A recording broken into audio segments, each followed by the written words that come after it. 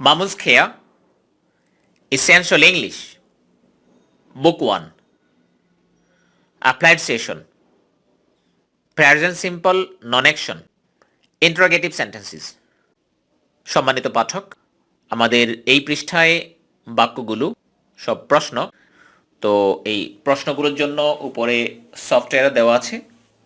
Software দুটো হচ্ছে am I a writer, am I not a writer. অর্থাৎ interrogative হলে সফটওয়্যার হবে অ্যাম আই আ রাইটার, আর যদি নেগেটিভ ইন্টারোগেটিভ হয় তাহলে হবে am I not a writer. তো আসুন আমরা সেন্টেন্স দিয়ে শুরু করি। প্রথম সেন্টেন্স, সে কি আপনার ভাই? বাক্যে সাবজেক্ট হচ্ছে সে, আর ইনফরমেশন অর্থাৎ কমপ্লিমেন্ট হচ্ছে আপনার ভাই। তাহলে আমরা সাবজেক্টকে বসাবো সাবজেক্টের স্থলে, আর কমপ্লিমেন্টকে বসাবো কমপ্লিমেন্টের স্থলে। এবার সফটওয়্যারে দেখুন শুরুতেই আছে এম, কারণ হচ্ছে এটা প্রশ্ন। প্রশ্ন হলে সাবজেক্টের আগে অক্সিলারি ভার্ব চলে যায়, এখানে বি ভার্ব সাবজেক্টের আগে চলে আসলো। সুতরাং আমাদের যে ট্রান্সলেশন করব সেই ট্রান্সলেশনেও বি ভার্ব যেটাই আসবে সেটা সাবজেক্টের পূর্বে চলে আসবে। প্রথমেই বি ভার্ব বসে তারপর সাবজেক্ট বসবে। তাহলে দেখুন আমাদের সাবজেক্ট হচ্ছে সে অর্থাৎ হি। তাহলে আয়ের স্থলে যদি হি বসে, এমের স্থলে কি বসবে? ইজ বসবে। দেখুন ইজ হি অর্থাৎ এম এর স্থলে ইজ, আই এর স্থলে হি, ইজ হি। বাকি থাকলো আপনার ভাই, এটা হচ্ছে কমপ্লিমেন্ট, বসে যাবে আর আইটার স্থলে। তাহলে পুরো সেন্টেন্স হচ্ছে is he your brother, is he your brother.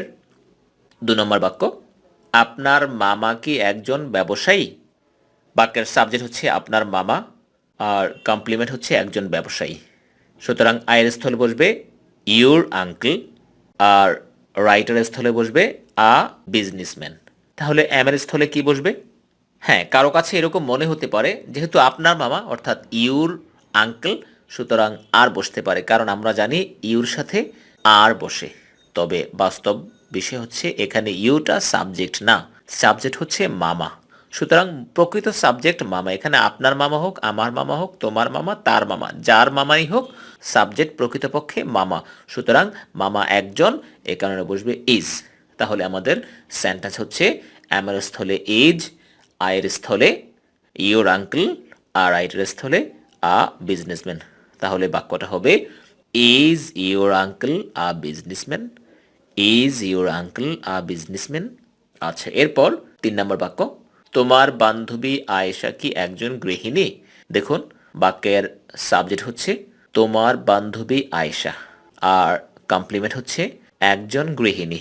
তোমার বান্ধবী আয়েশা একজন, এ কারণে ইজ।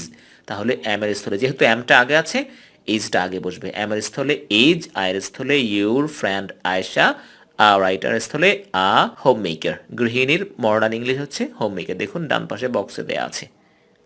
তাহলে সেন্টেন্সটা হচ্ছে is your friend Ayesha a home maker, is your friend Ayesha a home maker. এরপর 4 নম্বর বাক্য, এই মেয়েটি কি একজন মেধাবী ছাত্রী?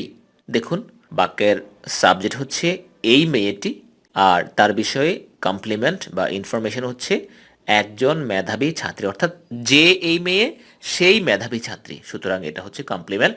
তাহলে এই মেয়ে একজন, এটা বসবে আয়ের স্থলে, আর এই মেয়ে হচ্ছে দিস গার্ল, আর একজন মেধাবী ছাত্রী ইংলিশ হচ্ছে আ মেরিটোরিয়াস বা ট্যালেন্টেড স্টুডেন্ট, আ ট্যালেন্টেড স্টুডেন্ট। তাহলে এই মেয়ে একজন, আমরা এম এর স্থলে বসিয়ে দিলাম ইজ, আয়ের স্থলে দিস গার্ল, আর রাইটারের স্থলে আ মেরিটোরিয়াস স্টুডেন্ট। তাহলে পুরো sentence is this girl a meritorious student, is this girl a meritorious student.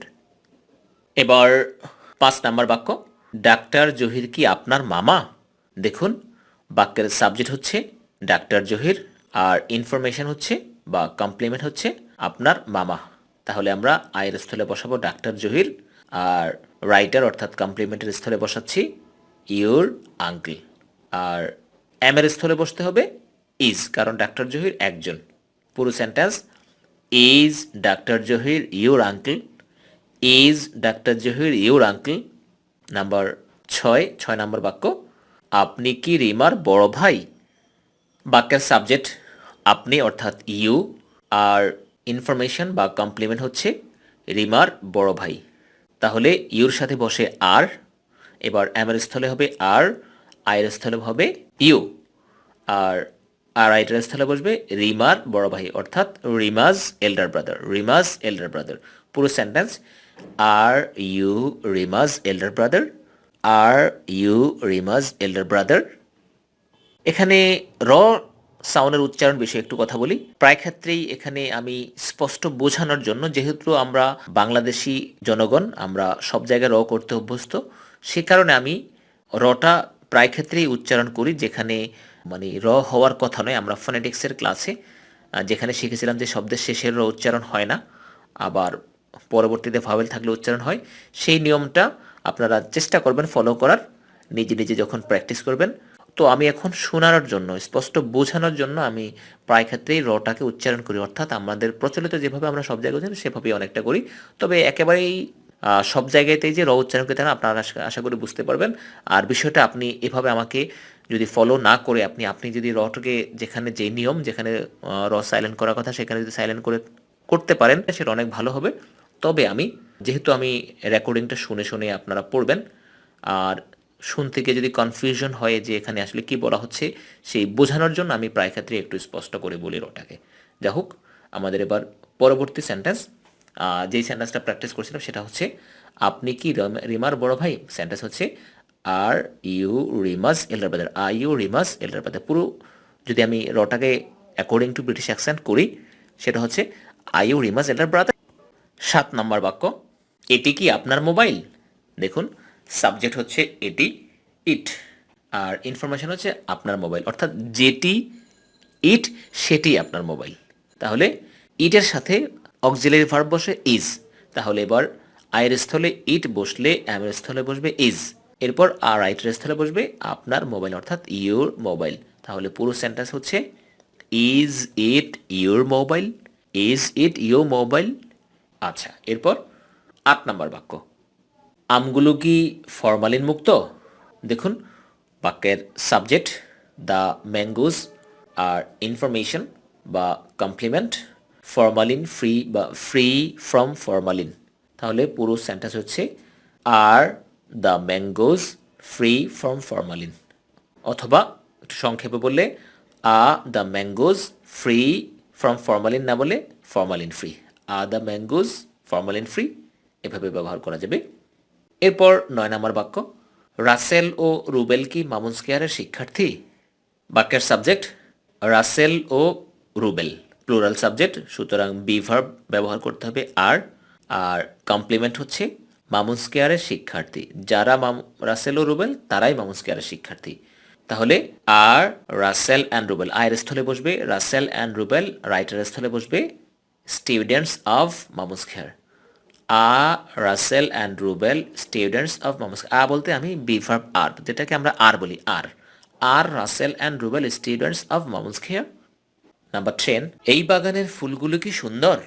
বাক্যের সাবজেক্ট এই বাগানের ফুলগুলো, কমপ্লিমেন্ট সুন্দর। তাহলে আমরা আগের পেজে দেখেছিলাম এই কলেজের ছাত্র, অর্থাৎ স্টুডেন্টস অফ দিস কলেজ।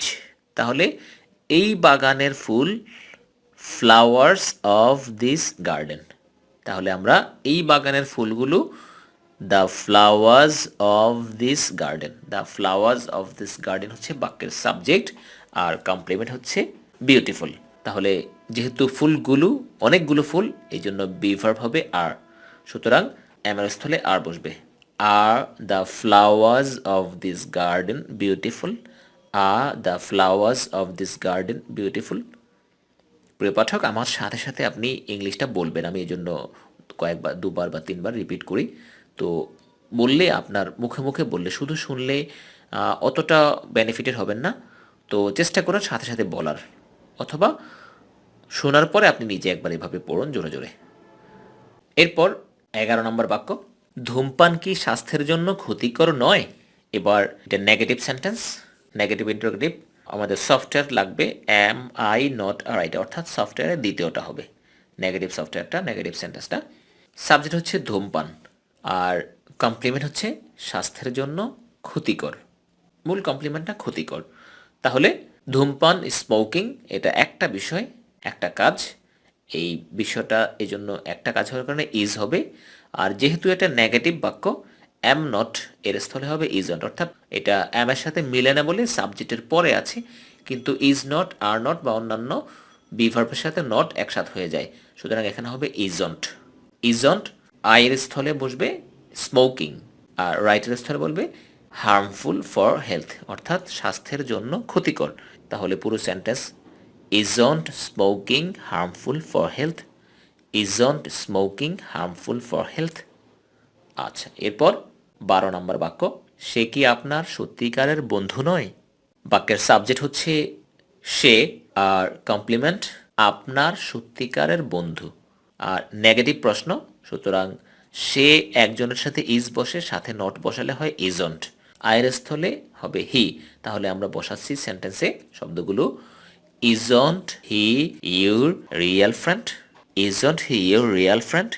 শুনুন আবার, isn't he your real friend. আচ্ছা, এরপর 13 নম্বর বাক্য, সরকার কি এ ব্যাপারে দায়ী নয়? সরকার, এখানে হয়তো কনফিউজড হতে হবে যে সরকার আসলে এটা কি সিঙ্গুলার নাকি প্লুরাল। সরকার হচ্ছে একটা প্রতিষ্ঠান, সরকার একটা প্রতিষ্ঠান, দ্য গভর্নমেন্ট এটা প্রতিষ্ঠান, আর একটা প্রতিষ্ঠান হওয়ার কারণে ইজ হবে। সুতরাং এটা নেগেটিভ সেন্টেন্স, ইজের সাথে নট, ইজন্ট, আয়ের স্থলে দ্য গভর্নমেন্ট, আর দায়ী হচ্ছে কমপ্লিমেন্ট, এটা বসবে রাইটের স্থলে, মানে রেসপন্সিবল। তাহলে আমাদের বাক্য হচ্ছে ইজন্ট দ্য গভর্নমেন্ট রেসপন্সিবল। এরপরে থাকলো এ ব্যাপারে, আমরা আগের সেন্টেন্সেও বলেছি রেসপন্সিবলের পরে ফর বসে, সুতরাং isn't the government responsible for this matter.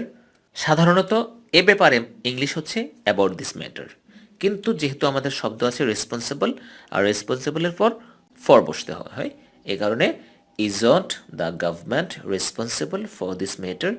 আবার বলছি, isn't the government responsible for this matter. এরপর 14 নম্বর বাক্য, তোমার হাতের আপেলটি কি মিষ্টি নয়?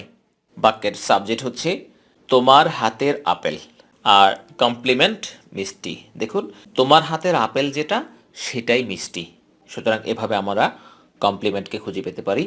এবার তোমার হাতের আপেল একটা, এজন্য ইজ, আর যেহেতু বাক্যটা নেগেটিভ সুতরাং হবে ইজন্ট। এবার আয়ের স্থলে তোমার হাতের আপেল। এবার তোমার হাতের আপেল English, the apple in your hand, in your hand অথবা of your hand, the apple in your hand অথবা অফ ইউর হ্যান্ড, আমরা একটা নিয়ে নিলাম ইন ইউর হ্যান্ড। তাহলে পুরো sentence, isn't the Apple in your hand sweet. আবার বলছি, isn't the Apple in your hand sweet. দেখুন আমি এখানে দি অ্যাপল বলেছি, আমরা আগে বলেছি ভাওয়েলের আগে দি বলতে হয় আর কনসোনেন্টের আগে দা বলতে হয়। এখানে যেহেতু apple words starts with vowel, so we have to pronounce the উচ্চারণ করতে হবে। ইজন্ট দি অ্যাপল ইন ইউর হ্যান্ড সুইট। এরপর 15 নম্বর বাক্য, গ্রামের মানুষরা কি পরিশ্রমী নয়? বাক্যের সাবজেক্ট গ্রামের মানুষরা অর্থাৎ অনেক মানুষ, আর কমপ্লিমেন্ট পরিশ্রমী অর্থাৎ ইন্ডাস্ট্রিয়াস। তাহলে গ্রামের মানুষ অনেকজন, বিভার্ব হবে আর সাথে নট বসবে, নট হলে হবে আন্ট। এবার আয়ের স্থলে বসাচ্ছি গ্রামের মানুষ, the village people, are writer স্থলে হবে ইন্ডাস্ট্রিয়াস। তাহলে পুরো sentence, aren't the village people industrious. আবার বলছি, aren't the village people industrious. প্রিয় পাঠক, আমরা এই 15টা বাক্য ট্রান্সলেশন করলাম। ট্রান্সলেশন এরপর পরবর্তী পেজে আমাদের আছে ডাব্লিউএস কোয়েশ্চেন্স। ডাব্লিউএস কোয়েশ্চেনের জন্য সেখানেও একইভাবে সফটওয়্যার দেওয়া আছে এবং সেন্টেন্সের নিচে টার্গেট দেওয়া আছে। তো এখানে সফটওয়্যার ডাব্লিউএইচ যেখানে আছে, এখানে ডাব্লিউএইচ এর জায়গায় হোয়াট, ওয়াই, ওয়েন, হাউ অর্থাৎ ডাব্লিউএইচ ওয়ার্ডসগুলো বসবে এবং আগের মতোই সাবজেক্ট এর স্থলে সাবজেক্ট, ইনফরমেশন ইনফরমেশন এভাবে বসবে। যাই হোক, পরবর্তী সেন্টেন্স শুরু করলেই আশা করি বোঝা যাবে। তো আশা করি সেন্টেন্সগুলো বুঝতে পেরেছেন, আর যদি বুঝতে না পারেন তাহলে